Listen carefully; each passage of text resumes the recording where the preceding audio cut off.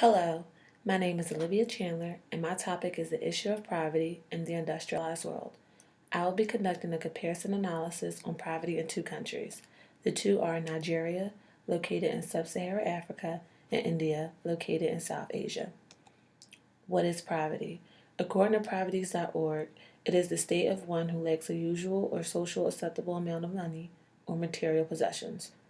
Someone living in poverty is a person that is not able to be an active member of its society and not able to take part socially, economically, and culturally. Nigeria. Nigeria is the most populous country in Africa. According to the Nigeria situation, 1 in every 5 Africans is Nigerian. Although the country is rich economically, it cannot meet the basic needs of its people. The imbalance between the country's GDP rate and poverty indicates how poorly the distribution of wealth in Nigeria occurs. What is poverty like in Nigeria? The poverty in Nigeria is mostly in rural areas but also occurs in urban areas. Oil is the country's most valuable resource. It is distributed poorly and exploited to other nations. Further, several farmers depend on rainfall to keep their crops fresh. They do not have the proper technology or skills to create irrigation systems. This makes it tough to produce healthy and quality foods. Food that can be produced is only by a few small land-owned farmers. Moreover, Nigerian families are typically large, which indicates its high population. Many scholars have found that the larger the family, the smaller the income, due to limited access to education and jobs, especially for women and children. However, a good deal of investments have been focused in the cities, such as providing good schools and hospitals, but this results in leaving the rural population with the need for essential services. Not only a need for essential services, but rural infrastructure as well, because most of Nigeria's population find work in the countryside. This is a factor that makes agriculture not profitable. Furthermore, religious tensions and ethnic tensions has also been a cause of poverty increasing. Generally, it leads to violent outbreaks and a massive divide between the tribes. Lastly, the only way to make a reasonable living is in politics because of the corruption and bribing. This is the primary cause of poverty in the country. Corruption limits the opportunity for the country to develop and also creates a divide between the privileged and the excluded.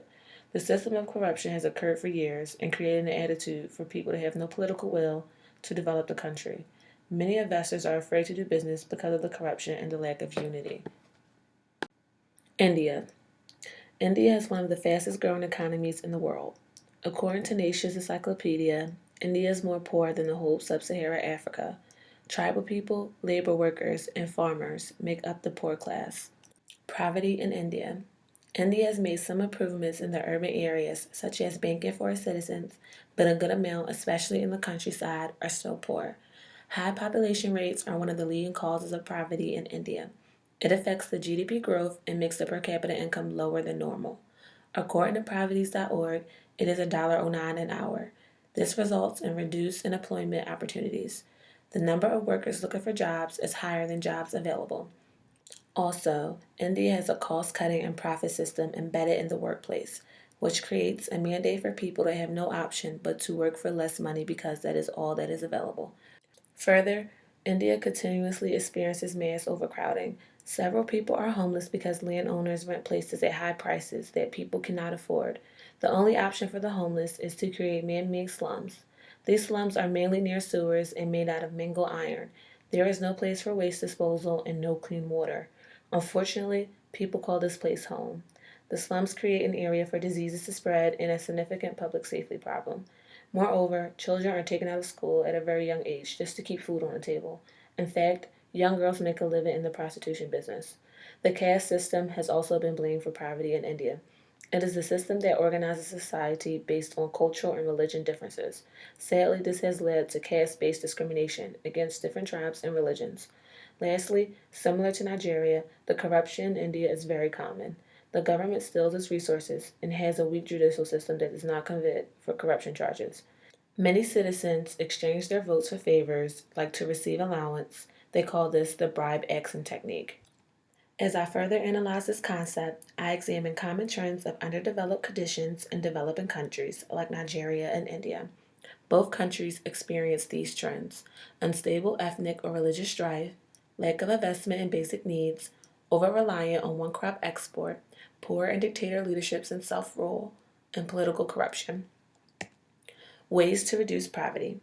First and foremost, invest in basic needs. The government should increase in using federal funds for services, especially public services like education and healthcare. Also, create incentives for the market to cater to the need in decent housing. It could potentially offer more housing options to the poor. Also, invest in local businesses to increase income for workers and keep a healthy economy. Lastly, focus on making policies and creating infrastructure to flourish in the agriculture sector. This is where most people live in both countries and make a living.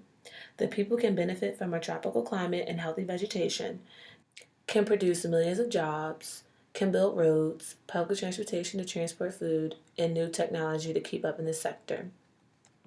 To conclude, the government needs to make sure that people can reap the benefits of economic growth to fix the inequality issues. Poverty reduction is a major goal and issue for many international organizations, such as the United Nations and the World Bank.